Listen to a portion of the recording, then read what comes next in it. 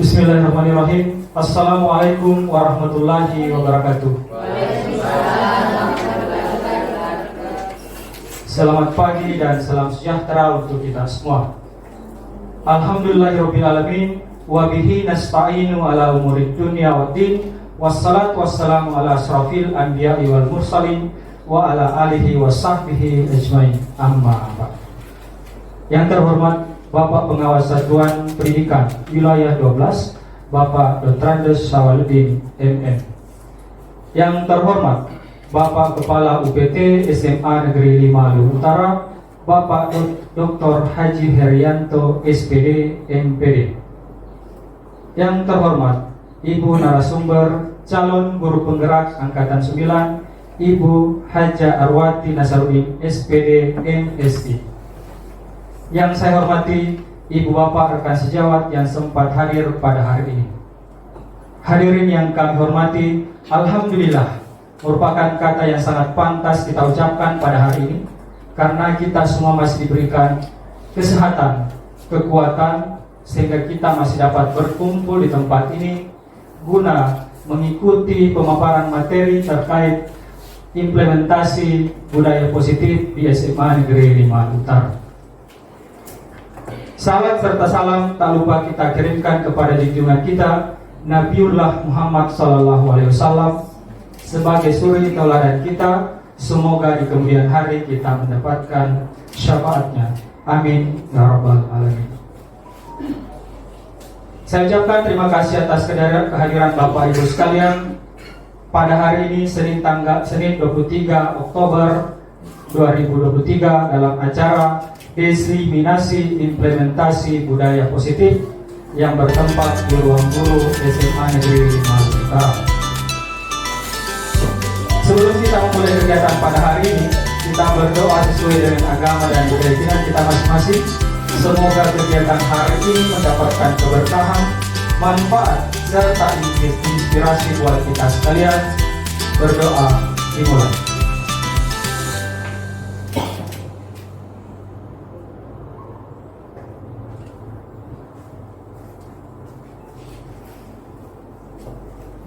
Selesai.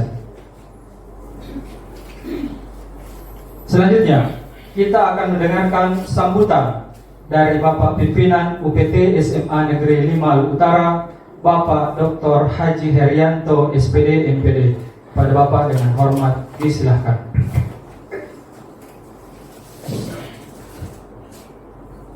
A'udzubillahiminasyaitonirrajim. Bismillahirrahmanirrahim. Alhamdulillah, la haula wala quwwata illa billah.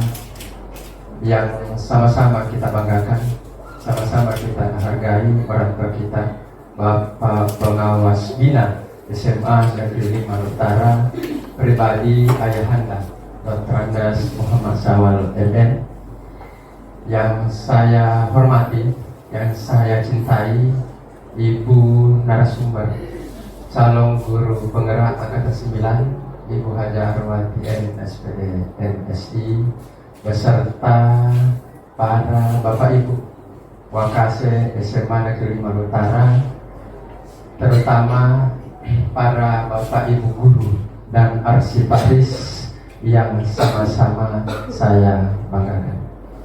Alhamdulillah, mari kita sama-sama senantiasa selalu memanjatkan puji dan syukur kehadirat Allah Subhanahu wa Ta'ala, karena pada siang hari ini kita masih diberikan rezeki, nikmat, hidayah oleh Allah Subhanahu wa Ta'ala untuk sama-sama duduk di tempat ini.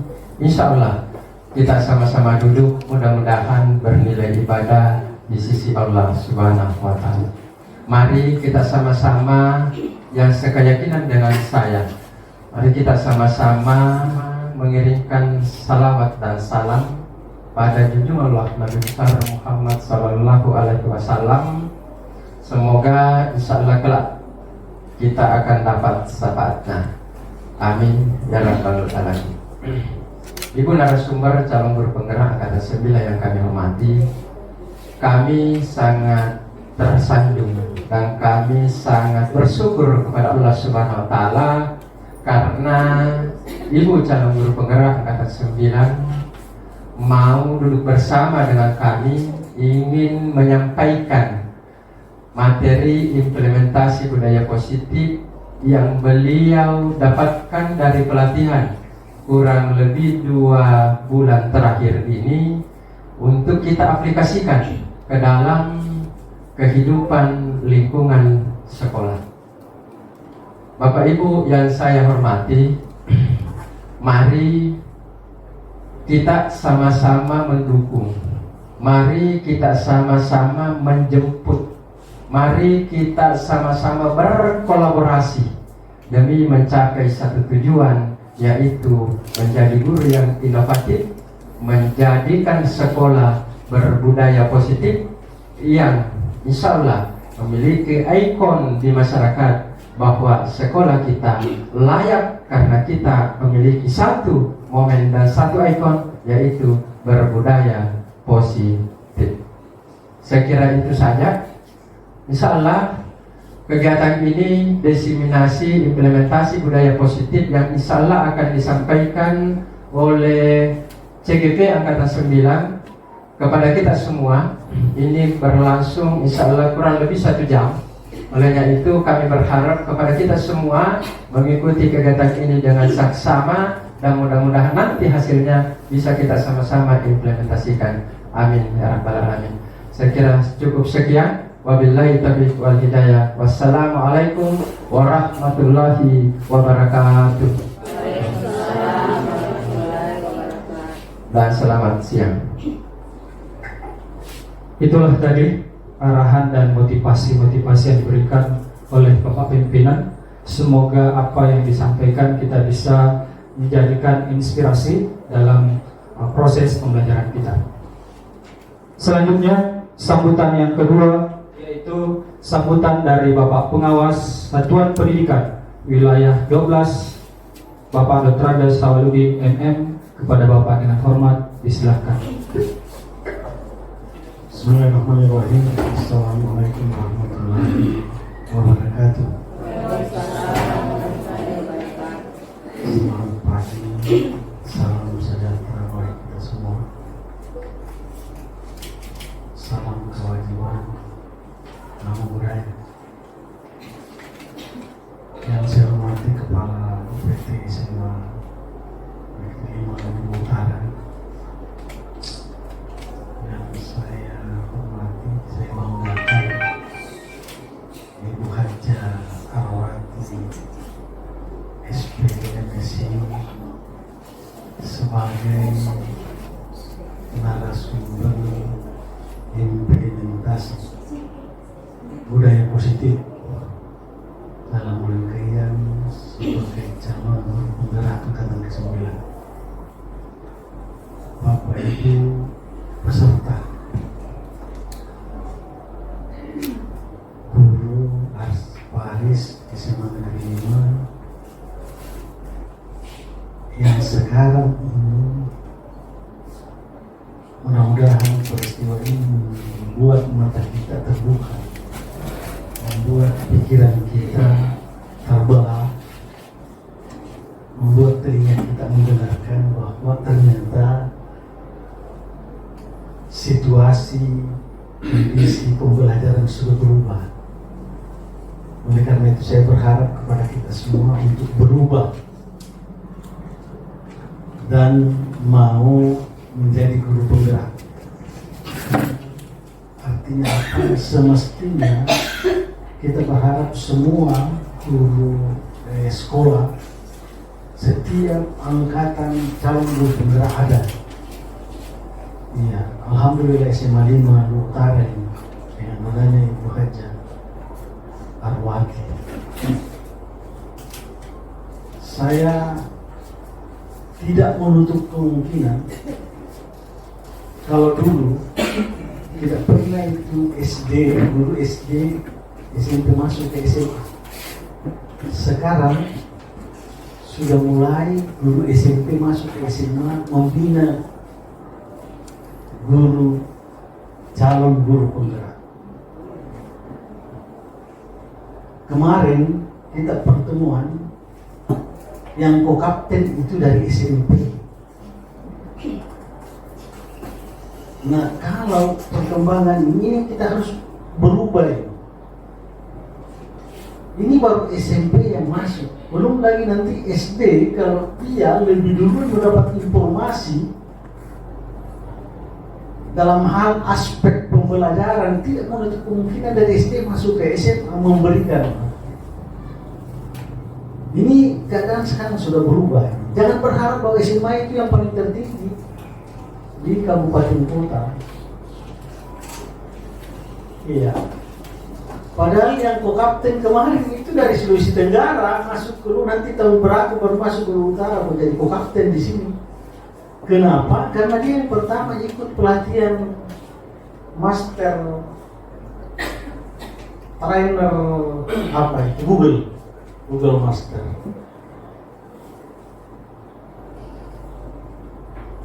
Kenapa tidak ada dari utara? Begitu mau di-SK-kan oleh kementerian, dicari siapa yang punya sertifikat yang pernah, ternyata Edi Adrian itu yang pindahan dari Kolaka, dari mana, dari Sulawesi Tenggara.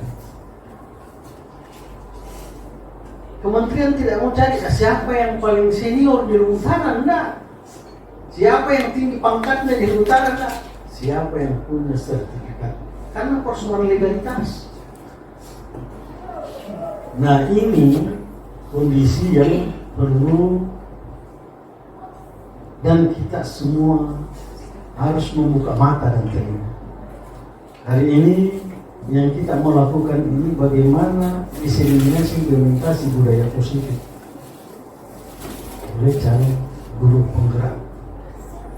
Bapak Ibu yang saya hormati, kegiatan satu-satunya guru yang dibukakan balai besar itu guru penggerak. Balai besar guru penggerak. Nah, oleh karena itu saya berharap kepada kita semua dalam hati pikiran kita itu sudah harus mengangkat, tidak saya harus jadi guru penggerak. Saya bersyukur sekali, berterima kasih Pak Kepala UPT, kita masuk di sini ada binaan kita, sekalipun itu teman tidur tak. Tapi kalau Ibu Arwati juga tidak punya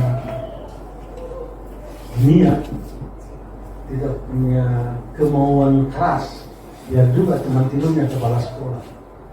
Saya tunjuk di SMA 3 Bapak Ibu, karena saya bilang sama Pak Musahid, Anda kalau tidak ada setelah kamu, Anda gagal jadi guru penggerak. Saya kasih tahu, terserah mau pikir saya tidak baik atau tidak. Ternyata istrinya itu Pak Musahid jadi guru penggerak. Saya bersyukur. Kenapa? Kalau suasana dan semangat seperti ini kita tidak bangunkan, ya kita semuanya ini lebih suka dalam zona nyaman. Selalu mau ikut apa yang sudah-sudah. Dari kemarin begitu. Pagi pergi ke sekolah, pulang ngajar, tidak bisa lagi kita begitu. Bahkan Bapak Ibu sekarang ini juga saya ambil dari fasilitator guru penggerak dari bahwa setiap kegiatan itu harus ada testimoninya. Iya, setiap kegiatan itu harus ada testimoni supaya bagaimana apa yang kita lakukan itu, apakah memang positif atau didukung atau punya efek baik terhadap lingkungan di sekitar kita, dalam artian Bapak di sekitar satuan pendidikan. Nah, oleh karena itu Bapak Ibu, mudah-mudahan di SMA 5 ini sudah mulai ada perubahan. Ya. Seandainya jarum jam mau diputar kembali Bapak Ibu ini, saya yang paling pertama mendaftar jadi guru penggerak. Menaikkan jarum jam diputar kembali. Bapak Ibu yang saya hormati, kalau hitam di atas kepala, jangan larang hujan turun ke bumi. Kalau angin bertiup kencang, jangan larang daun-daun kering berguguran. Kalau SMA 5 senyumnya terpatri dan bersinar kepada pengawasnya, jangan larang pengawasnya selalu setia dan rindu kepada SMA 5.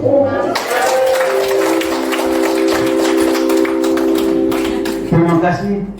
Selamat Ibu Hajah. Saya berharap mudah-mudahan Ibu Hajah bisa menularkan budaya positif ini kepada teman-teman lain. Saya tidak mau tepuk-tangan ini hanya berakhir hari ini, tapi tepuk-tangan tadi itu menjadi tepuk-tangan berikutnya. Saya kira itu. Mohon maaf atas segala kekurangan. Assalamualaikum warahmatullahi wabarakatuh.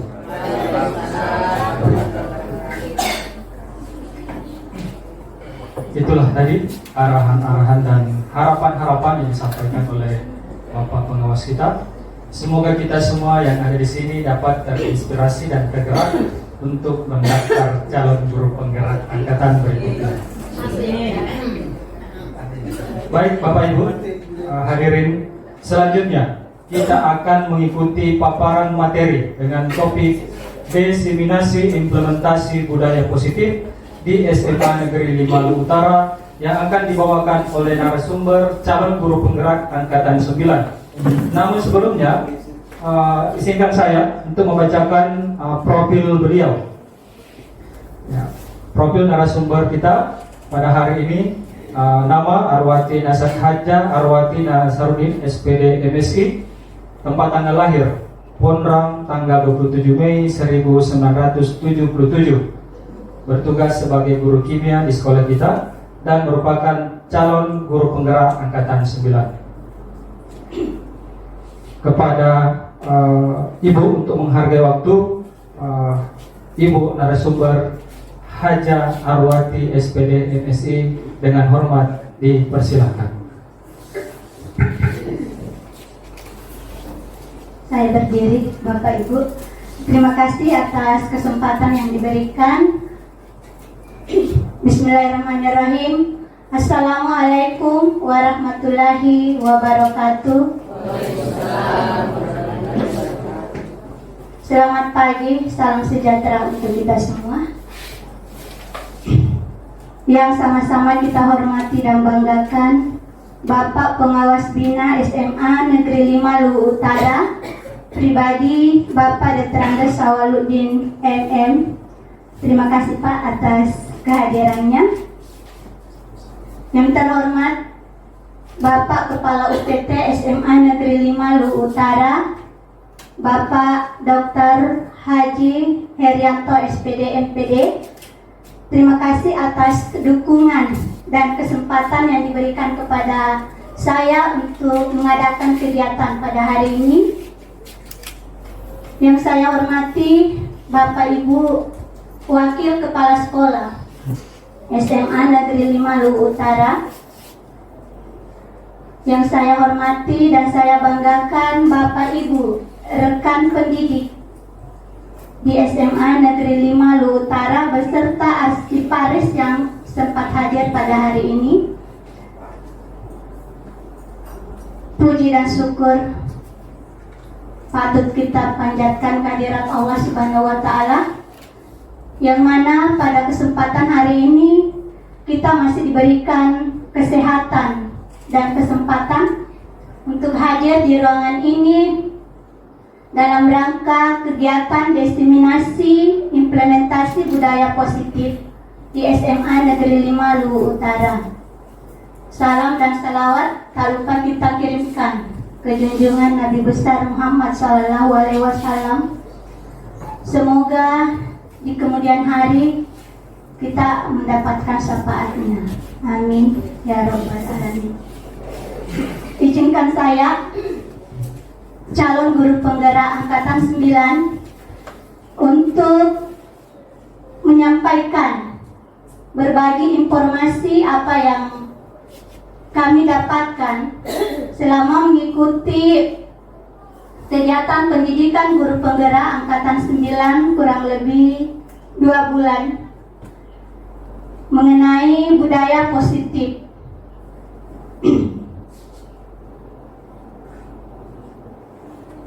Saya awali dengan budaya sekolah. Apa itu budaya sekolah? Jadi budaya sekolah itu adalah hal-hal kecil sederhana yang baik yang telah dilakukan secara konsisten dan terus-menerus dilakukan di sekolah kita, sehingga menjadi kebiasaan yang baik yang dilakukan oleh semua warga sekolah. Mengapa budaya sekolah itu penting? Jadi budaya sekolah ini penting karena budaya sekolah itu akan menjadi ikon, akan menjadi ciri khas dari masing-masing sekolah, dan orang luar itu akan melihat itu, sehingga mereka bisa melihat bagaimana karakteristik suatu sekolah, apakah sekolah itu baik atau tidak. Jadi itu tergambar dari budaya sekolah.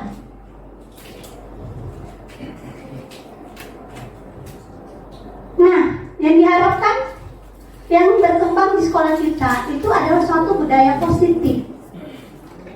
Di sini saya ibaratkan dengan sebuah pohon, ya. Jadi di sini sebuah pohon di mana di atasnya ada dahan. Di atas itu kita anggap sebagai suatu sekolah, di mana di situ ada warga, ada peserta didik, ada rekan-rekan pendidik, astiparis, dan kepala sekolah. Nah, di sini itu akan ada suatu kebiasaan-kebiasaan yang bisa menghasilkan suatu budaya positif. Karena kapan budaya positif tidak ada, maka sekolah itu akan hancur. Nah, apa itu budaya positif?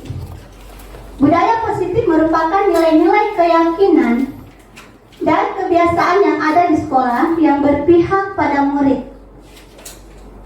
Saya ingat, jadi nilai-nilai keyakinan yang berpihak pada murid, sehingga murid dapat berkembang menjadi pribadi yang kritis, penuh rasa hormat, dan bertanggung jawab. Sebenarnya budaya-budaya positif ini sudah ada dan berkembang di sekolah kita. Contoh sederhana, setiap hari kita menyambut peserta didik kita di depan gerbang. Ini suatu kebiasaan kecil, tapi insya Allah ini akan menjadi suatu kebiasaan positif yang melahirkan suatu budaya positif bagi anak-anak kita. Ini akan menjadi suatu kebiasaan bagi mereka. Jadi bukan lagi suatu keharusan, tapi menjadi suatu kebutuhan bagi mereka. Selain itu ada untuk menanamkan kedisiplinan. Di sini ada kegiatan upacara bendera untuk setiap hari Senin atau hari-hari besar yang lain biasa kita lakukan. Untuk kegiatan setiap hari Jumat kita mengadakan literasi. Ini kita fokus ke literasi kitab suci. Jadi untuk yang muslim dengan non-muslim semuanya kita ada kegiatan literasi. Dan yang setiap hari kita lakukan juga bagaimana menanamkan pada peserta didik untuk menjaga kebersihan, baik di lingkungan sekolah maupun di dalam kelasnya masing-masing. Jadi budaya-budaya positif inilah yang kita harapkan akan terus berkembang ke depannya dan akan menjadi ciri khas dari sekolah kita. Bapak Ibu yang saya hormati, adapun eksplorasi konsep budaya positif yang insya Allah akan saya sampaikan pada kesempatan ini. Itu yang pertama adalah perubahan paradigma dari stimulus respon menjadi teori kontrol. Kemudian ada makna disiplin dan nilai-nilai kebajikan. Berikutnya ada 3 motivasi perilaku manusia, hukuman, konsekuensi, dan restitusi. Bentar kita lihat apa perbedaan ketiganya. Kemudian ada keyakinan kelas, kebutuhan dasar manusia. Kemudian ada 5 posisi kontrol. Dan yang terakhir mengenai segitiga restitusi. Jadi ini ada 8 komponen yang saling berkaitan untuk mewujudkan suatu budaya positif.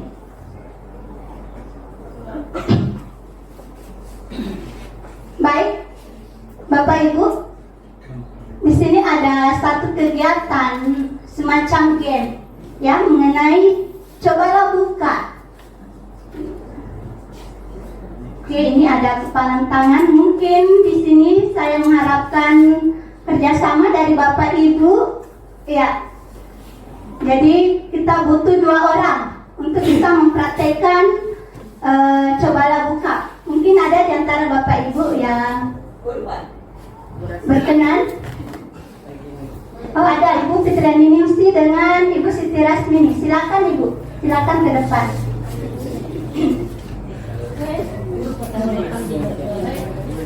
Ya, di sini ada kegiatan cobalah buka. Jadi ini ada kepalan tangan.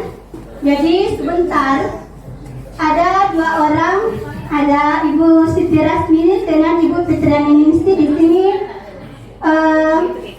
Tapi Ibu, siapa yang mau berperan sebagai pengepal dan siapa yang berperan sebagai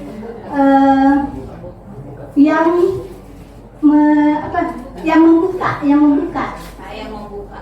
Ibu Siti Rasmini yang membuka dan Ibu Fitriani Ningsi yang mengepal. Jadi sebentar, Ibu Fitriani Ningsi akan mengepalkan tangannya seakan-akan di tangannya itu ada sesuatu yang dipertahankan. Dan tugasnya Ibu Siti Rasmini, bagaimana caranya beliau membujuk Ibu Fitriani Ningsi agar tangannya bisa dibuka, apakah dengan menghardik, menggelitik, atau menyogok dan sebagainya. Ya, saya serahkan mic ke beliau. Ya. Assalamualaikum warahmatullahi wabarakatuh. Dan selamat pagi, salam sejahtera untuk kita semua.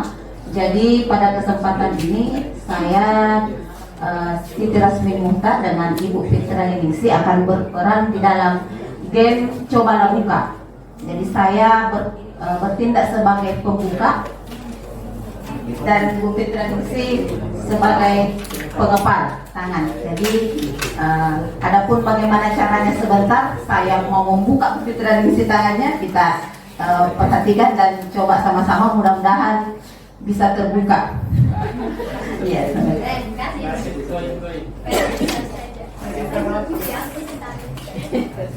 Kalau saya tahu.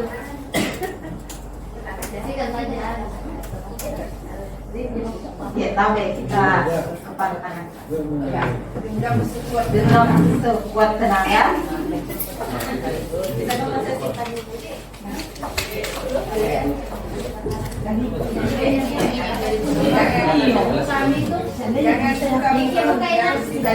Jadi sekarang Ibu Fitriani Ningsi mengepalkan tangannya dan Ibu Siti Rasmini yang akan bagaimana caranya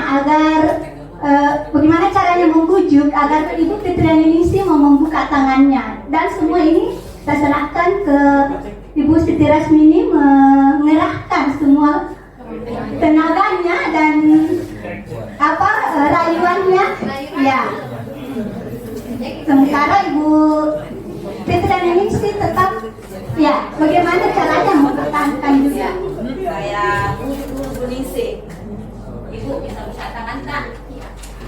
Tidak mau Ibu.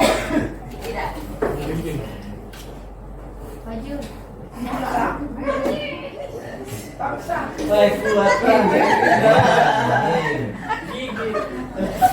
Ya ternyata Ibu Fitriani ini tetap mempertahankan. Ya.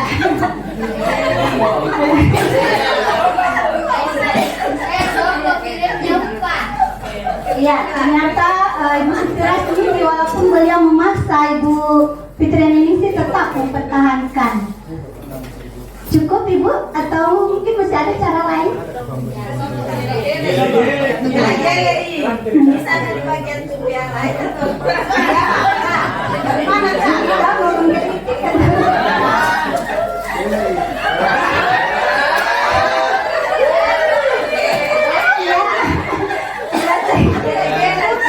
Ya, saya kira cukup Ibu ya. Jadi sudah beberapa cara yang dilakukan oleh Ibu Fitriani.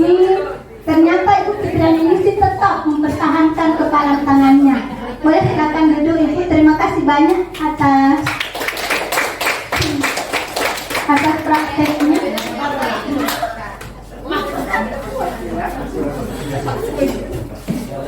Terima kasih sekali lagi untuk Ibu Siti Rasmini dan Ibu Fitriani Ningsih. Kita berikan aplaus dulu untuk keduanya.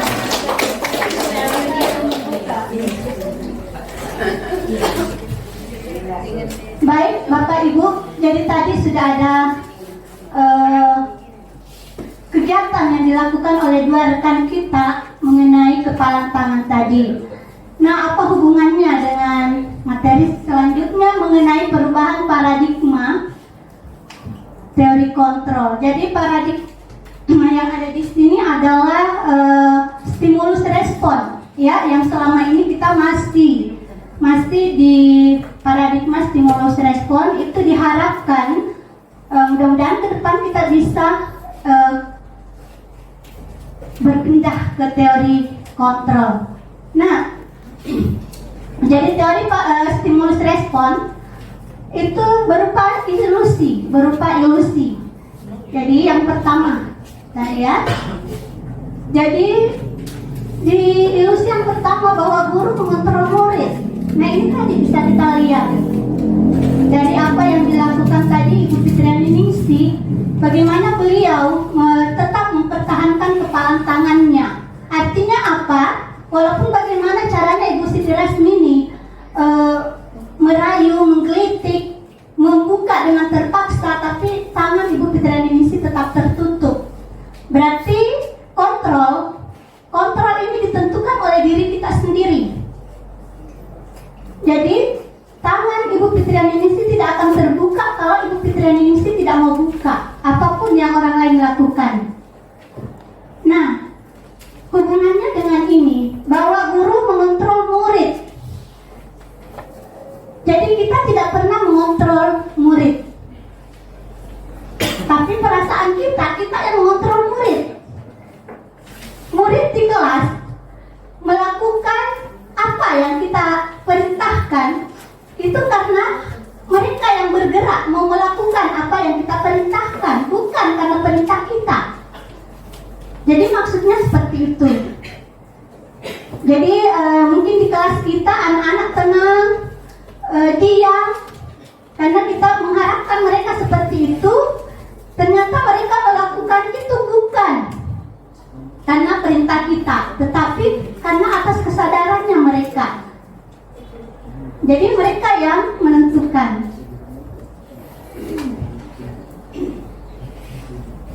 Yang kedua, ilusi bahwa penguatan positif, efektif dan bermanfaat.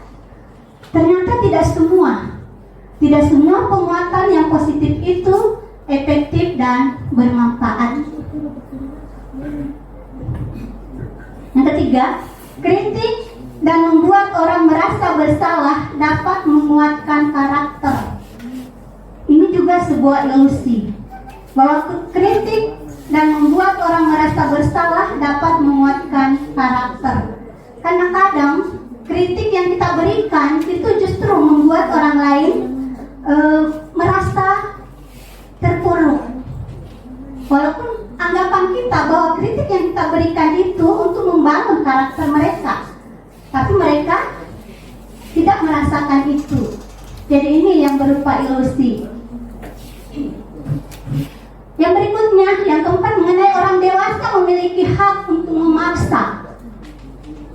Kita sebagai guru di kelas dengan anak-anak, dengan peserta didik kita, ya, karena kita merasa orang dewasa, kita berhak memerintah mereka. Padahal tidak seperti itu. Ya, jadi orang dewasa memiliki hak untuk memaksa. Jadi pikiran kita seperti itu. Karena kita yang lebih tua, berarti kita bisa memerintah mereka. Padahal ini secara ilusi. Jadi kita tidak punya hak untuk memaksa mereka. Nah, di sini kita lihat lebih detail. Jadi perubahan paradigma stimulus respon dengan teori kontrol. Jadi teori kontrol ini dikemukakan oleh William Glasser, dan ini yang diharapkan bisa kita tanamkan terutama sekarang untuk kurikulum merdeka. Jadi stimulus respon ini mungkin yang masih kita anut yang masih kita banyak yang kita pahami. Kita mencoba mengubah orang agar berpandangan sama dengan kita. Padahal menurut teori kontrol, kita berusaha memahami pandangan orang lain tentang dunia. Jadi kita tidak bisa memaksa orang lain untuk berpandangan sama dengan kita. Tapi justru kitalah yang harus berusaha memahami orang itu. Jadi misalnya di sini, misalnya kita melihat sebuah sekolah. Kita melihat sebuah sekolah, masing-masing kita pasti tidak punya pandangan yang sama. Ya, mungkin ada yang fokus ke gedungnya, mungkin ada yang fokus ke musolanya, atau mungkin ada yang fokus ke lapangannya. Jadi walaupun subjeknya sama, tapi kita melihatnya berbeda. Jadi ini. Yang kedua, perilaku buruk dilihat suatu kesalahan. Sementara menurut teori kontrol, semua perilaku memiliki tujuan. Nah, ini mungkin yang sering kita hadapi di kelas, Bapak Ibu. Jadi setiap anak-anak yang melakukan tindakan yang mungkin menurut kita itu salah, menurut pandangan kita itu salah, tapi anak-anak yang melakukan itu pasti punya alasan. Ini sebentar kita akan lihat apa motivasi. Nanti sebentar kita lihat di motivasi. Ya, jadi intinya di sini menurut teori kontrol, semua perilaku memiliki tujuan. Ya, mungkin yang kita anggap salah, tapi yang melakukan itu menganggapnya tidak, karena dia punya alasan tersendiri. Yang ketiga, orang lain bisa mengontrol saya. Menurut teori kontrol, hanya Anda yang bisa mengontrol diri Anda, atau hanya kita yang bisa mengontrol diri kita. Ini tadi yang kita lihat, yang dipraktekkan oleh rekan kita. Ya, jadi tidak ada yang bisa mengontrol diri kita, tapi kita sendirilah yang bisa mengontrol diri kita. Saya bisa mengontrol orang lain, Anda tidak bisa mengontrol orang lain. Saya kira ini masih sama tadi. Pemaksaan ada pada saat bujukan gagal. Nah, seperti tadi, karena dibujuk, dirayu, tidak bisa, maka itu akan dipaksa kalau menurut stimulus respon. Tapi menurut teori kontrol, kolaborasi dalam menciptakan pilihan-pilihan baru. Ya, jadi tidak ada unsur paksaan, tapi di sini adalah kerjasama. Bagaimana kita bekerja sama dalam menyelesaikan sesuatu. Kemudian di stimulus respon itu ada model berpikir menang kalah. Jadi yang kalau misalnya tadi yang membujuk, kalau dia berhasil membujuk berarti dia merasa menang. Sementara yang terbujuk itu dia akan merasa kalah. Jadi ini di stimulus respon. Sementara di teori kontrol, model berpikirnya menang-menang. Jadi tidak ada yang kalah. Kenapa? Karena setiap tindakan yang kita lakukan itu berasal dari diri kita masing-masing. Jadi bukan karena pengaruh orang lain.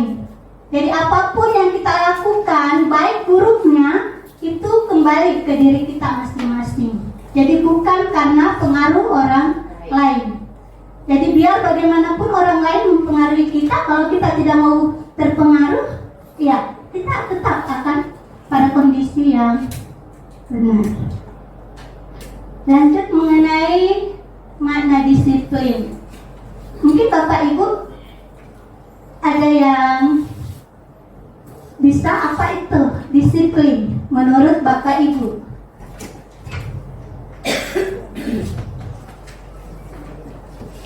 Ya.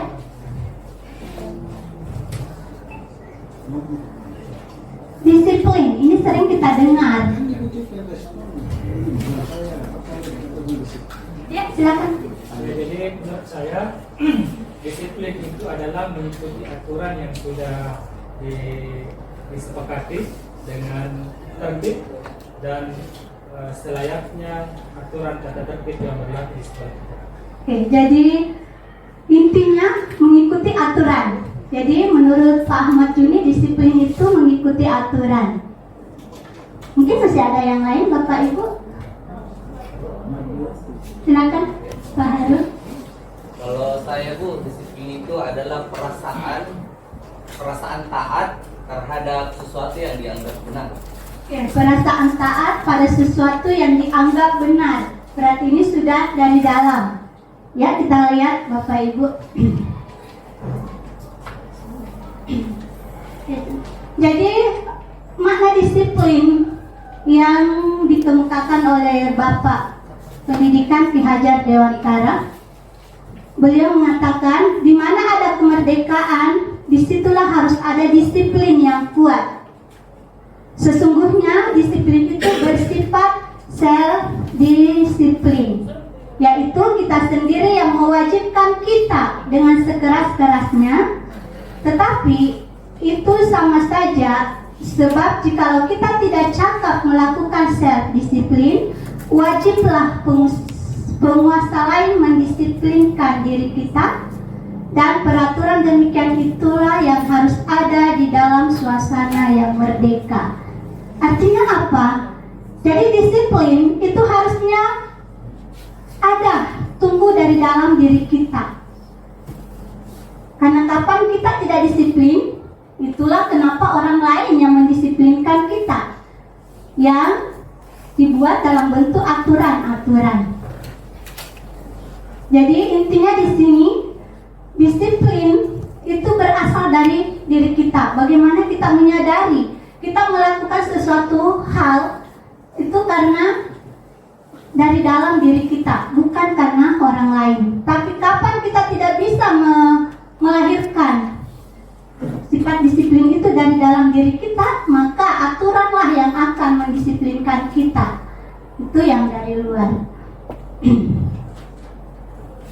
Jadi seseorang yang memiliki disiplin diri berarti mereka bisa bertanggung jawab terhadap apa yang dilakukannya, karena mereka berdasarkan tindakan mereka pada nilai-nilai kebajikan universal. Nah, yang mana itu nilai-nilai kebajikan universal? Jadi kalau kita berbicara nilai-nilai kebajikan universal, itu nilai-nilai yang baik. Jadi nilai-nilai kebajikan itu adalah sifat-sifat positif manusia yang merupakan tujuan mulia yang ingin dicapai setiap individu. Nilai-nilai tersebut bersifat universal, artinya dia bisa lintas bahasa, suku, bangsa, agama, dan latar belakang. Jadi dia tidak fokus pada bangsa tertentu, agama tertentu. Jadi nilai-nilai kebajikan universal itu dia bersifat umum.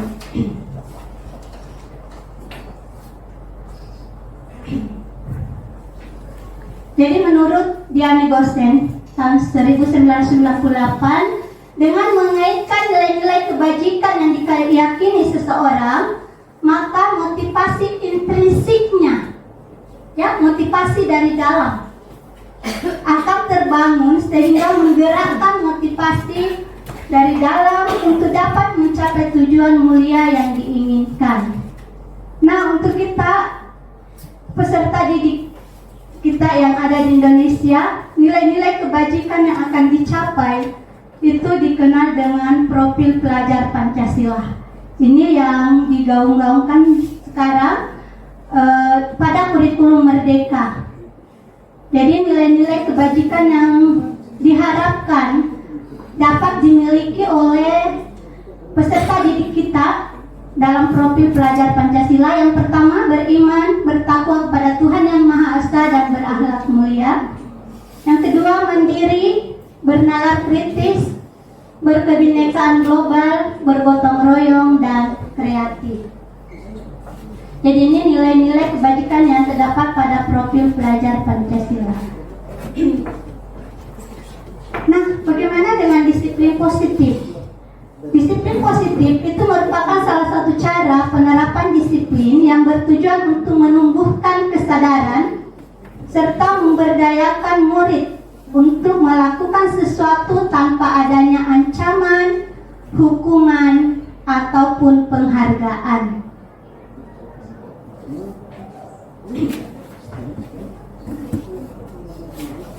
Baik Bapak Ibu, kita lihat mengenai teori motivasi perilaku manusia. Ini juga disampaikan oleh William Glasser. Jadi ada 3 motivasi yang mendasari kita melakukan suatu kegiatan. Jadi yang pertama itu untuk menghindari ketidaknyamanan atau hukuman. Jadi kita ambil contoh di peserta didik kita. Jadi mereka biasanya melakukan sesuatu itu untuk menghindari ketidaknyamanan atau hukuman. Jadi misalnya peserta didik datang tepat waktu, ya datang tepat waktu karena di peraturan ada. Kapan terlambat berarti ada sanksi, ada hukuman. Jadi agar mereka tidak kena hukuman, mereka usahakan cepat datang di sekolah. Jadi ini alasannya untuk menghindari ketidaknyamanan atau hukuman. Kemudian yang kedua, untuk mendapatkan imbalan dari orang lain atau institusi. Jadi alasan seseorang melakukan suatu tindakan karena dia ingin mendapatkan imbalan. Apakah itu dia berupa pujian atau berupa penghargaan. Jadi ini juga yang biasa jadi kadang pernah saya ini yang baru-baru ya waktu donor darah, mungkin yang kelasnya Ibu Fitria Ningsih itu kan anak walinya nanti rame-rame mau donor darah. Pada saat beliau menyampaikan yang donor darah itu akan diberikan izin cepat pulang untuk istirahat. Jadi dengan adanya iming-iming itu mereka lomba-lomba mendaftar mau donor darah. Jadi nanti jadi pada saat awalnya belum ada penyampaian seperti itu dari walinya, mereka tidak ada yang mau bergerak. Jadi nanti setelah walinya sampaikan yang donor darah, yang sudah donor darah boleh pulang untuk istirahat, baru rame-rame mendaftar. Jadi itu mereka termotivasi karena adanya imbalan atau adanya iming-iming. Oke, yang ketiga, untuk menghargai diri sendiri. Nah, dari ketiga motivasi yang ada ini, kita berharap kita dan anak-anak didik kita ada di motivasi yang ketiga, untuk menghargai diri sendiri. Jadi misalnya kita datang di sekolah berpakaian rapi. Ya, kita datang di sekolah berpakaian rapi bukan karena mau dipuji, tapi karena kesadaran dari diri kita bahwa kita menghargai diri kita, sehingga kita memberikan penampilan yang terbaik, bukan karena mau mendapat pujian dari orang lain. Ya, sama halnya dengan peserta didik kita. Ini yang kita harapkan. Jadi dari ketiga teori motivasi perilaku manusia ini, yang pertama dan kedua itu sumbernya dari luar, ekstrinsik, ya, atau eksternal. Jadi nanti melakukan sesuatu kalau ada imbalan ataukah untuk menghindari hukuman. Sementara yang ketiga itu dari dalam, untuk menghargai diri sendiri.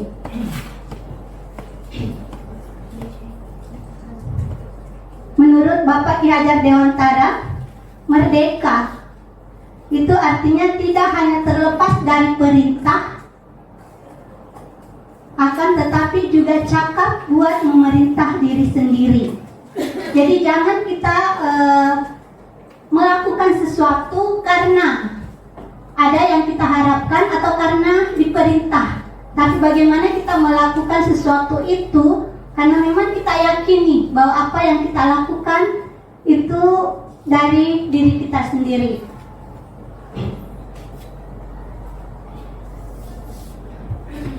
Baik Bapak Ibu, berikutnya mengenai hukuman, konsekuensi, dan restitusi. Ini ada tabel yang membedakan ketiganya. Kita lihat hukuman itu akan memberikan identitas gagal, sementara untuk konsekuensi dan restitusi duanya bisa memberikan kedisiplinan dan menuju ke identitas sukses. Tetapi antara konsekuensi dan restitusi, konsekuensi itu masih ada masih ada semacam hukuman di dalamnya, masih ada semacam sanksi di dalamnya. Tetapi kalau restitusi tidak ada lagi. Makanya ini yang diharapkan ke depan kita bisa mengembangkan di sekolah untuk restitusi. Jadi Pak, apa perbedaan ketiganya? Bisa kita lihat. Jadi hukuman sesuatu yang menyakitkan harus terjadi. Itu kalau hukuman. Jadi biasanya hukuman ini itu dia satu arah. Ya, biasa kita lakukan pada peserta didik kita. Misalnya peserta didik kita terlambat datang di sekolah, kemudian peserta didik itu langsung kita berikan hukuman dengan mengelilingi lapangan 10 kali misalnya. Jadi itu berupa hukuman. Kenapa hukuman? Karena dia satu arah. Jadi peserta didik tidak tahu, mereka tidak tahu bahwa setiba nanti mereka akan diperlakukan seperti itu. Jadi ini sesuatu yang menyakitkan harus terjadi. Sementara konsekuensi sesuatu harus terjadi. Sesuatu harus terjadi, tapi biasanya kalau konsekuensi itu sudah disepakati. Sudah ada kesepakatan antara guru dengan peserta didik. Ini biasa yang kita lakukan mungkin di awal pembelajaran, membuat kesepakatan kelas dengan anak-anak kita. Kemudian restitusi ini merupakan pilihan. Jadi kita kembalikan ke anak-anak apa yang bisa mereka lakukan. Setelah mereka terlambat datang, kita tidak langsung memberikan hukuman, tapi menanyakan kembali ke anak-anak itu apa yang bisa mereka lakukan, ya, untuk mengatasi itu. Hukuman tidak nyaman untuk murid dalam jangka waktu yang panjang. Jadi mungkin kita, Bapak Ibu sendiri mungkin pernah mengalami pengalaman waktu sekolah dulu, waktu di SMP atau SMA, pernah mendapat hukuman, mungkin sampai sekarang masih terbayang, masih diingat itu. Jadi hukuman itu tidak nyaman untuk murid dalam jangka waktu panjang. Kalau konsekuensi itu jangka waktu pendek. Jadi dia tidak terlalu lama karena ini sudah ada kesepakatan. Kemudian untuk restitusi menguatkan untuk murid, ya, menguatkan untuk murid dalam jangka waktu yang panjang. Karena kita tidak memberikan hukuman, tidak memberikan ini, tapi menanyakan apa yang bisa mereka lakukan untuk mengatasi itu, mengembalikan ke mereka. Jadi saya kira ini banyak yang membedakan ketiganya.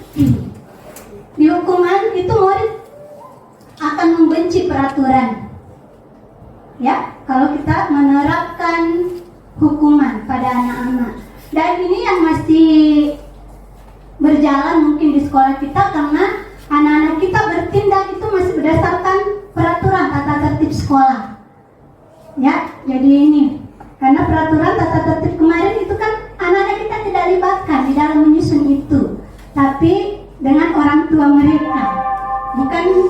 langsung pribadi anak-anak yang mau menjalani itu. Jadi konsekuensi murid anak akan menghormati peraturan. Kenapa dia menghormati? Karena berdasarkan kesepakatan mereka sudah dilibatkan. Kalau restitusi, murid atau anak menghormati dirinya dan orang lain. Ini lebih cakupannya lebih luas. Jadi hukuman itu arahnya negatif, konsekuensi netral, dan restitusi itu mengarah ke positif. Jadi mudah-mudahan kedepannya kita bisa menerapkan sistem restitusi di dalam menyelesaikan setiap masalah yang ada di sekolah kita. Jadi restitusi itu adalah proses menciptakan kondisi bagi murid untuk memperbaiki kesalahan mereka sehingga mereka bisa kembali pada kelompok mereka dengan karakter yang lebih kuat. Restitusi juga merupakan proses kolaboratif yang mengajarkan murid untuk mencari solusi untuk masalah mereka dan membantu murid berpikir tentang orang seperti apa yang mereka inginkan dan bagaimana mereka harus memperlakukan orang lain menurut Gosen tahun 2004. Jadi ini intinya pada kegiatan restitusi, jika peserta didik atau anak melakukan kesalahan, itu kita kembalikan ke mereka. Kita kembalikan ke mereka kesalahan yang mereka lakukan itu apa yang bisa mereka lakukan agar kesalahan itu tidak terulang, atau bagaimana mengatasi kesalahan itu. Jadi kita tidak memberikan hukuman kepada mereka. Jadi mengembalikan kepercayaan diri mereka. Sebentar kita lihat di segitiga restitusi. Ciri-ciri restitusi ada 9. Yang pertama, bukan untuk menebus kesalahan, namun belajar dari kesalahan. Yang kedua, memperbaiki hubungan. Jadi dengan restitusi itu kita akan kembali memperbaiki hubungan. Karena biasa kita lakukan hukuman pada peserta didik. Ini mungkin pengalaman kalau biasa kita melakukan hukuman pada peserta didik, pasti peserta didik itu ada rasa dendam, ada rasa tidak nyaman lagi dengan kita. Jadi dengan restitusi, kondisi seperti itu tidak akan terjadi. Kenapa? Karena tidak ada sanksi, tidak ada hukuman. Jadi bagaimana kita dengan peserta didik itu mencari solusi atas masalah yang mereka hadapi. Kemudian restitusi itu tawaran, bukan paksaan. Berikutnya, restitusi menuntut untuk melihat ke dalam diri. Yang berikutnya, restitusi mencari kebutuhan dasar yang mendasari tindakan. Nah ini tadi, jadi apapun yang dilakukan itu pasti ada alasannya. Sebentar kita lihat. Jadi kita akan lihat kebutuhan dasar apa yang anak didik kita berusaha untuk penuhi sehingga melakukan itu. Jadi kadang yang kita anggap salah itu peserta didik tidak menganggap itu salah untuk dirinya karena dia punya alasan yang kuat sehingga kenapa dia melakukan tindakan itu. Nanti kita akan lihat ini berdasarkan kebutuhan dasarnya. Kemudian restitusi diri adalah cara yang paling baik. Restitusi fokus pada karakter, bukan tindakan. Jadi bagaimana kita mengembalikan karakter peserta didik kita, bukan pada tindakan yang kita lakukan. Restitusi fokus pada solusi. Ya, jadi kita tidak langsung memberikan hukuman, tapi bagaimana mencari solusi atas masalah yang ada. Restitusi mengembalikan murid yang berbuat salah pada kelompoknya. Jadi bagaimana anak-anak yang sudah melakukan kesalahan, setelah kita bantu menyelesaikan masalahnya, mereka bisa kembali ke dalam kelompoknya tanpa ada rasa bersalah lagi.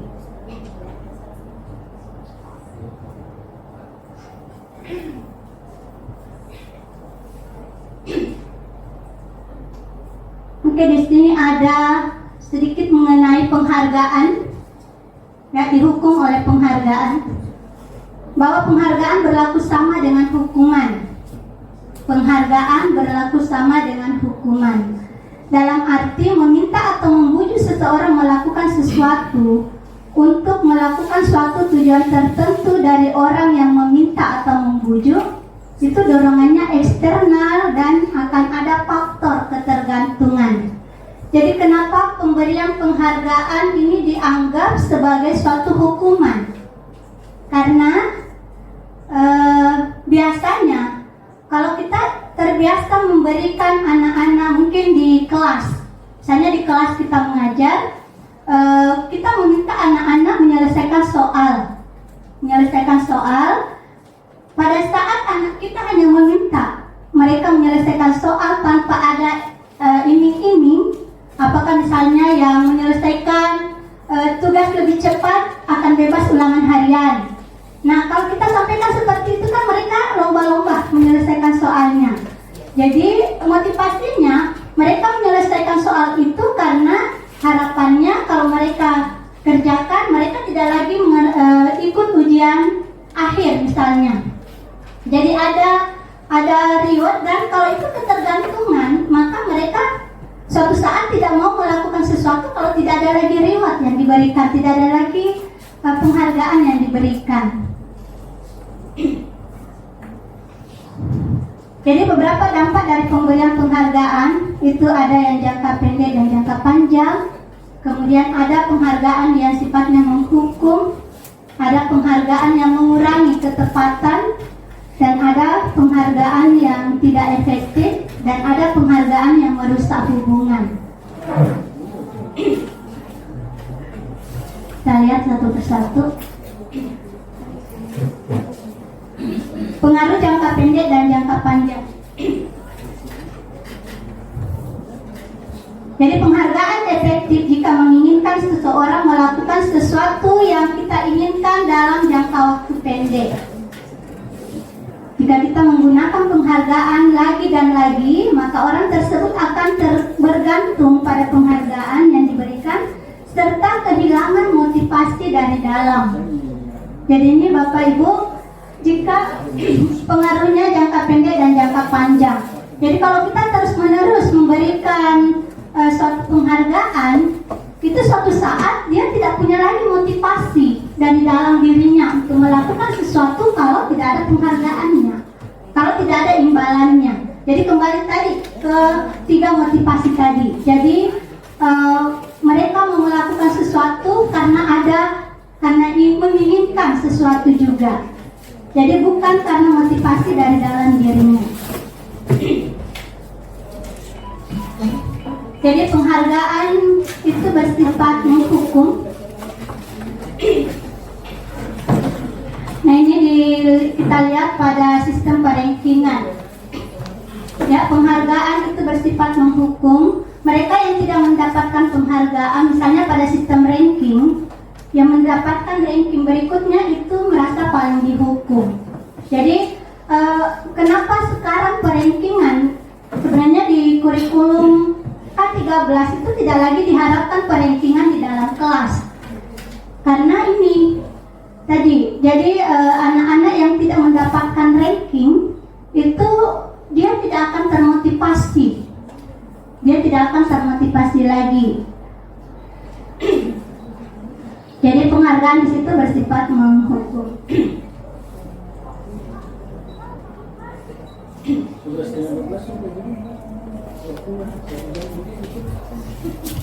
Berikutnya, penghargaan itu mengurangi ketepatan.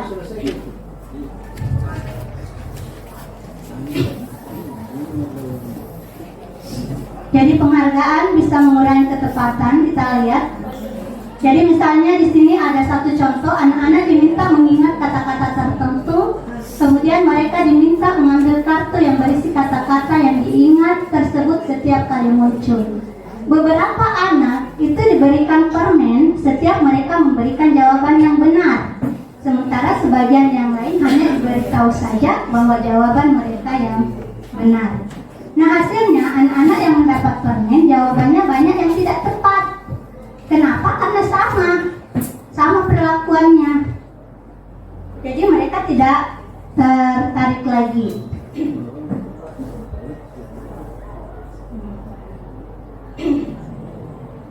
Kemudian penghargaan itu tidak efektif. Kita lihat.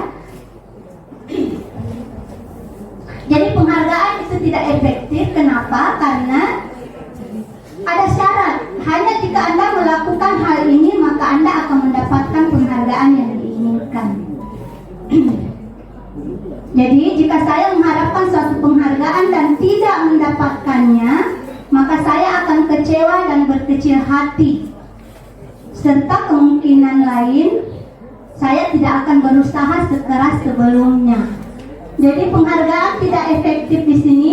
Pada saat kita mengikuti suatu kegiatan, berharap kita mendapatkan penghargaan, tapi karena kita tidak mendapatkan itu, maka kita tidak mau melakukannya lagi. Jadi saya kira ini Bapak Ibu beberapa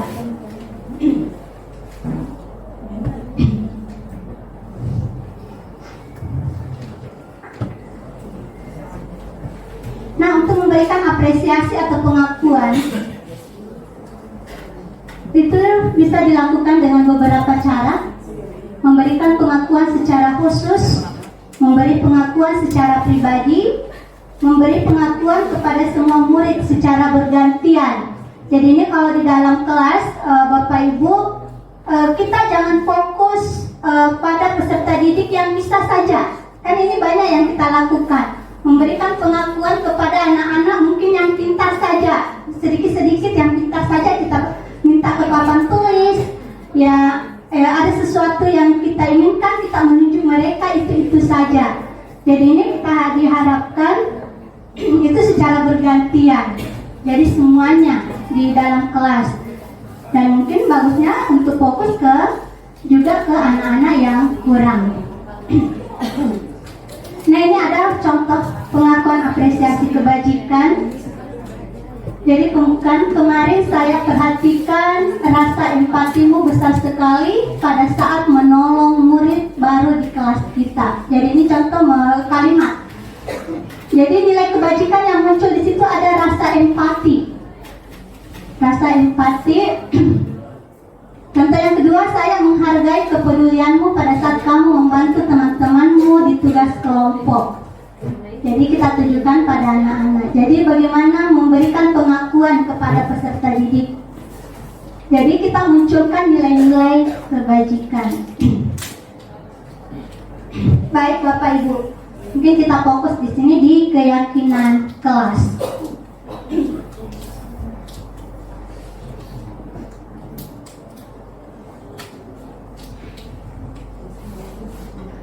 Jadi keyakinan kelas, latar belakang pembentukan keyakinan kelas itu adalah dari pemikiran Bapak Pendidikan Ki Hajar Dewantara mengenai disiplin positif, di mana disiplin positif merupakan salah satu unsur budaya positif. Jadi budaya positif itu sumbernya dari disiplin positif, salah satu sumbernya dari disiplin positif. Keyakinan kelas itu adalah sesuatu yang berasal dari keinginan untuk membentuk budaya positif. Untuk mencapai terbentuknya budaya positif, maka kita harus terlebih dahulu disiplin positif. Disiplin menurut Ki Hajar Dewantara itu bisa dicapai ketika ada disiplin diri. Seseorang dengan motivasi internal bisa mencapai kemerdekaan dalam belajar dan memiliki disiplin yang kuat.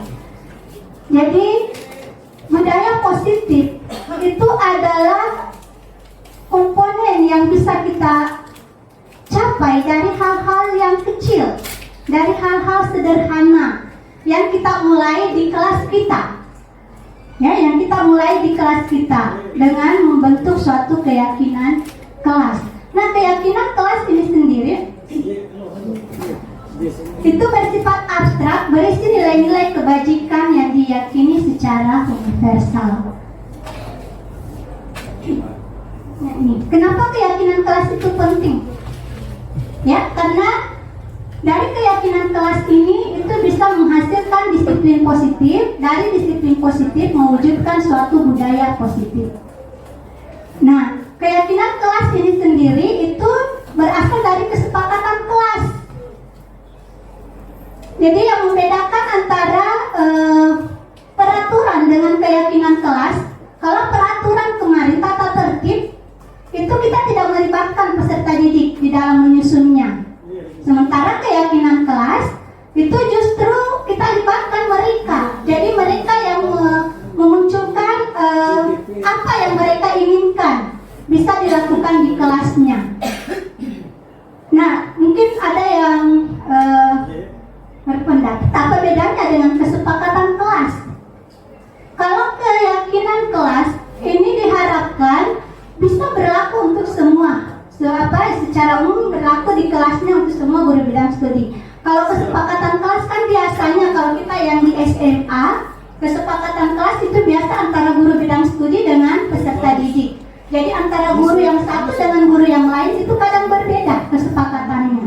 Nah, kalau keyakinan kelas itu diharapkan nanti dari kesepakatan kelas yang ada dan beberapa orang mungkin yang anak-anak munculkan pada saat kita menyusun itu merujuk ke satu keyakinan kelas. Nah, keyakinan kelas itu bisa berlaku untuk semua guru yang masuk dan anak-anak tentunya yang lebih paham karena mereka menyusun keyakinan kelas itu berdasarkan keinginan mereka. Jadi keyakinan kelas ini dibentuk sumbernya dari kesepakatan kelas. Nah ini, apa perbedaan kesepakatan kelas dengan keyakinan kelas? Bapak Ibu bisa lihat. Jadi dari beberapa kesepakatan kelas itu bisa diciutkan menjadi keyakinan kelas. Kita lihat contoh yang ada di atas. Mendengarkan ketika guru atau teman berbicara. Mendengarkan ketika guru atau teman berbicara. Jadi contoh yang lain di situ ada datang dan pulang tepat waktu, memakai seragam sesuai jadwal. Berarti itu arahnya ke disiplin. Ya, jadi ini. Meminta izin jika akan keluar kelas, berdoa sebelum dan sesudah belajar, tidak mengganggu teman yang beribadah. Berdoa dengan tidak mengganggu teman yang beribadah berarti mengarah ke beriman dan bertakwa kepada Tuhan Yang Maha Esa. Jadi keyakinan kelas ini itu mengarah ke nilai-nilai kebajikan. Jadi dari beberapa kesepakatan kelas itu diperciut lagi. Jadi keyakinan kelas itu tidak boleh banyak. Ya, tidak boleh banyak, tujuannya agar peserta didik bisa paham, bisa ingat. Jadi nanti keyakinan kelas inilah yang harusnya dipampang di kelas masing-masing. Jadi saya kira itu Ibu perbedaan antara kesepakatan kelas dengan keyakinan kelas. Nah sekarang kita lihat kebutuhan dasar manusia. Kebutuhan dasar manusia ini ada 5. Ya, kebutuhan yang pertama itu kebutuhan untuk bertahan hidup. Nah ini yang arahnya kebutuhan dasar manusia inilah yang mendasari tadi peserta didik melakukan suatu tindakan. Ya, melakukan suatu tindakan. Makanya tadi di awal bahwa setiap tindakan yang dilakukan pasti punya alasan. Ya, jadi mungkin yang kita anggap salah, tapi peserta didik anggap benar karena dia punya alasan. Jadi ini kita lihat yang pertama, kebutuhan untuk bertahan hidup. Jadi kebutuhan bertahan hidup merupakan kebutuhan yang bersifat fisiologis. Untuk bertahan hidup misalnya kesehatan, rumah, dan makanan. Kita lihat contoh kasus yang biasa kita lihat. Ketika ada anak yang selalu meminta bekal makanan temannya, diketahui ternyata anak tersebut melakukannya karena lapar. Ya, nih. Hal tersebut terjadi karena orang tuanya tidak memberikan bekal makanan untuknya. Dengan demikian, kebutuhan dasar yang berusaha dipenuhi oleh anak tersebut adalah bertahan hidup. Jadi dia punya alasan kenapa dia mengambil makanannya temannya misalnya. Ya, karena dia lapar, dia tidak bawa bekal. Jadi dia punya alasan. Mungkin kita anggap itu salah, tapi dia anggap itu benar karena dia punya alasan. Jadi itu tadi, setiap perilaku itu punya alasan. Kebutuhan yang kedua, kebutuhan akan kasih sayang dan rasa diterima. Ini mungkin yang banyak kita hadapi anak-anak kita di kelas. Kebutuhan akan kasih sayang dan rasa diterima itu termasuk ke dalam kebutuhan psikologis. Jadi kalau tadi yang pertama kebutuhan bertahan hidup untuk fisiologis, kalau kebutuhan kasih sayang dan rasa diterima itu termasuk kebutuhan psikologis. Pada umumnya anak-anak yang memiliki kebutuhan dasar kasih sayang dan rasa diterima yang tinggi ingin disukai dan diterima oleh lingkungannya dengan baik. Mereka juga akrab dengan kedua orang tuanya. Biasanya mereka semangat untuk belajar karena suka pada gurunya. Nah ini kan ada yang banyak kejadian. Ada peserta didik itu kalau kita mengajar dia semangat, mungkin karena dia suka sama kita. Tapi giliran guru dia yang masuk, mungkin dia keluar karena dia tidak suka dengan gurunya. Ini. Jadi ada pada kebutuhan dasar kasih sayang dan rasa diterima. Jadi misalnya ketika seorang anak yang membuat masalah untuk mendapatkan perhatian dari teman, guru maupun orang tuanya. Jadi kebutuhan dasar yang sedang dipenuhi ialah kebutuhan akan kasih sayang. Jadi ada anak-anak biasa yang kita silakan pilih guru, ya. Jadi mungkin di guru A dia mendapatkan perhatian yang lebih, makanya dia suka dengan guru itu. Tapi kalau misalnya si guru B yang masuk, dia malas karena mungkin gurunya cuek saja, tidak memperhatikan dia, jadi dia juga tidak ingin. Yang ketiga, kebebasan. Jadi setiap manusia butuh kebebasan. Anak-anak dengan kebutuhan kebebasan yang tinggi menginginkan pilihan. Mereka perlu banyak bergerak, menyukai hal-hal yang baru dan menarik, dan suka mencoba-coba. Ini mungkin juga banyak di antara anak-anak kita yang melakukan ini. Anak-anak akan merasa mampu mengekspresikan diri secara mandiri, tidak bergantung pada orang lain, dan tidak mudah terpengaruh oleh orang lain. Contoh kasus di sekolah, anak yang selalu diberikan bekal makanan dengan menu yang sama setiap hari oleh ibunya, di sekolah dia membuat masalah dengan mengambil paksa bekal milik teman-temannya. Hal tersebut dia lakukan karena ingin mencoba makanan temannya yang beraneka ragam. Ya, jadi dia mengambil makanan temannya karena dia mau mencoba rasa yang lain. Jadi kebutuhan yang berusaha dipenuhi oleh anak tersebut adalah kebutuhan akan kebebasan. Kebutuhan yang keempat itu kesenangan. Kebutuhan akan kesenangan, kebutuhan untuk mencari kesenangan, bermain dan tertawa. Kebutuhan ini muncul sejak dini kemudian terus berkembang hingga dewasa. Biasanya anak-anak yang suka bermain, saat mereka bermain, mereka secara tidak langsung mempelajari keterampilan hidup yang penting. Anak-anak dengan kebutuhan dasar kesenangan yang tinggi biasanya menikmati apa yang mereka lakukan. Mereka juga berkonsentrasi tinggi saat mengerjakan hal yang disenangi. Contohnya, ketika ada anak yang senang mengganggu temannya, anak tersebut merasa jika ekspresi temannya saat kesal terlihat lucu. Jadi ada yang kusil di kelas, jadi dia merasa senang kalau melihat temannya marah atau menangis. Jadi dia sendiri yang merasa senang. Dia senang melihat temannya menderita. Jadi ini kebutuhan yang berusaha dipenuhi adalah kesenangan. Kemudian yang terakhir, kebutuhan akan penguasaan atau power. Jadi penguasaan merupakan kebutuhan pengakuan atas kemampuan yang berhubungan dengan kekuatan untuk mencapai sesuatu, menjadi kompeten, menjadi terampil, diakui atas prestasi dan keterampilan yang dimiliki, dapat membuat pencapaian, dihormati, didengarkan, meninggalkan pengaruh dan memiliki rasa harga diri. Anak-anak yang yang memiliki kebutuhan dasar akan penguasaan yang tinggi biasanya selalu ingin menjadi pemimpin. Mereka juga suka mengamati sebelum mencoba hal baru dan merasa kecewa bila melakukan kesalahan. Ini biasa kita lihat pada anak-anak kita yang dianggap bisa. Pada saat mereka melakukan suatu kesalahan, itu mereka langsung drop, ya, mereka langsung down.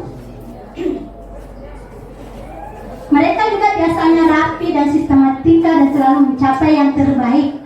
Jadi untuk anak-anak kita yang kebutuhan dasarnya ke penguasaan itu biasanya seperti dan biasa ada di kelas 1-2 orang.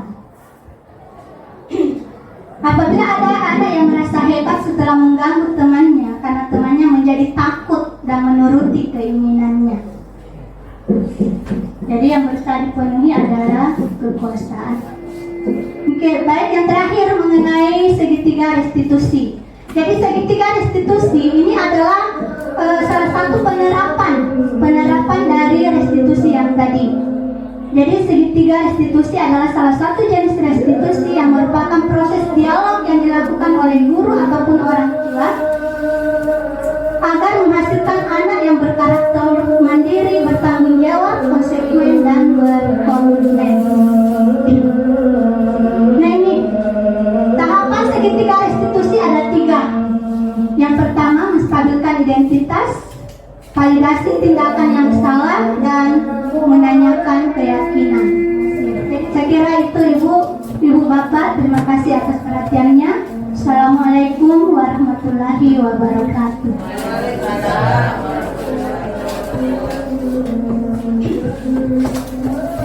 Baik, Ibu Bapak, itulah tadi pemaparan materi terkait budaya positif.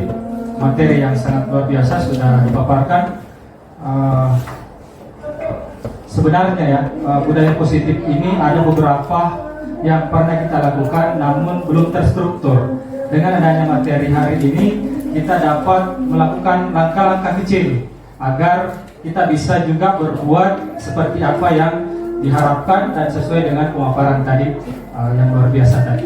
Oke, selanjutnya kita akan memasuki sesi tanya jawab. Silakan mungkin dari Ibu Bapak yang ada kurang jelas dari pemaparan tadi, mungkin bisa disampaikan pertanyaannya. Bapak Ibu silakan yang ingin bertanya. Tolong angkat tangannya Bapak Ibu. Oke, yang Ibu Nurmala mungkin silakan, mungkin dulu Ibu Nurmala baru ke. Oke. Baik, Ibu silakan. Ya, terima kasih atas kesempatan yang diberikan. Assalamualaikum warahmatullahi wabarakatuh. Dari pemaparan yang Ibu sampaikan tadi, ada hal baru yang saya dapatkan di situ yang berkaitan tentang keyakinan kelas. Nah, bagaimana mewujudkan sebuah keyakinan kelas yang efektif agar dapat menumbuhkan self-disiplin pada peserta didik. Saya kira itu saja Bu, berkaitan dengan keyakinan kelas tadi. Terima kasih. Baik, itulah tadi pertanyaan dari Ibu Nurmala. Baik, Ibu pemateri silakan untuk dijawab. Terima kasih Bapak Ibu atas pertanyaannya. Yang pertama tadi, bagaimana mewujudkan keyakinan kelas yang efektif di sekolah.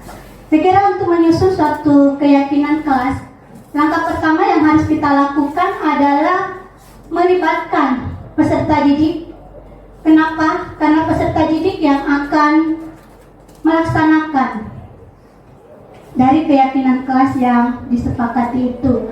Jadi tahapannya kita meminta peserta didik untuk mengemukakan apa yang mereka inginkan, suasana yang bagaimana yang mereka inginkan di dalam kelas. Jadi mereka masing-masing menyampaikan keinginannya. Itu yang kita tampung sebagai suatu kesepakatan kelas. Dari kesepakatan kelas yang sudah mereka berikan, yang sudah mereka masukkan, itu kita akan kelola, kita lihat, kita sesuaikan dengan nilai-nilai kebajikan yang bisa diterapkan di dalam kelas itu. Saya kira itu. Jadi untuk mewujudkan keyakinan kelas yang efektif. Saya kembalikan ke moderator. Baik Ibu Bapak, itulah tadi jawaban yang disampaikan oleh Ibu narasumber. Semoga apa yang sudah disampaikan dapat mencerahkan kita semua tentang bagaimana melakukan budaya positif di sekolah kita. Bapak Ibu yang berbahagia, rangkaian kegiatan pada hari ini sudah terlaksana dengan baik. Kita sudah mendapatkan materi yang sangat luar biasa dari pemateri yang luar biasa. Mudah-mudahan materi yang sudah disampaikan dapat bermanfaat, dapat menginspirasi kita semua. Setelah ini kita dapat melakukan langkah-langkah kecil agar bisa melakukan perubahan yang lebih baik. Terima kasih Bapak Pengawas, Bapak Pimpinan, dan Bapak Ibu Guru yang sudah hadir pada hari ini. Terima kasih juga kami ucapkan kepada Ibu Hajah sebagai pemateri hari ini. Sebagai penutup, saya menyimpulkan dengan quotes pada hari ini. Kalau kita berkompetisi, pasti di antara kita ada pemenangnya. Tetapi kalau kita berkolaborasi, sama-sama kita akan menjadi pemenangnya. Terima kasih. Assalamualaikum warahmatullahi wabarakatuh. Bismillahirrahmanirrahim. Assalamualaikum warahmatullahi wabarakatuh. Saya pengawas SMA Dinas Pendidikan Provinsi Sulawesi Selatan cabang Dinas Wilayah 12 di Satuan Pendidikan UPT SMA Negeri 5 Luwu Utara.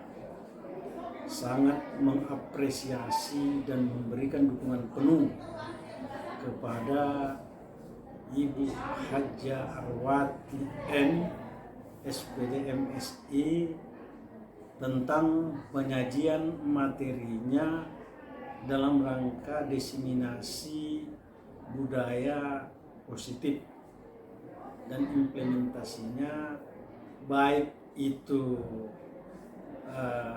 di sekolah, ya, baik itu penerapannya di lingkungan siswa dan seluruh stakeholder pendidikan.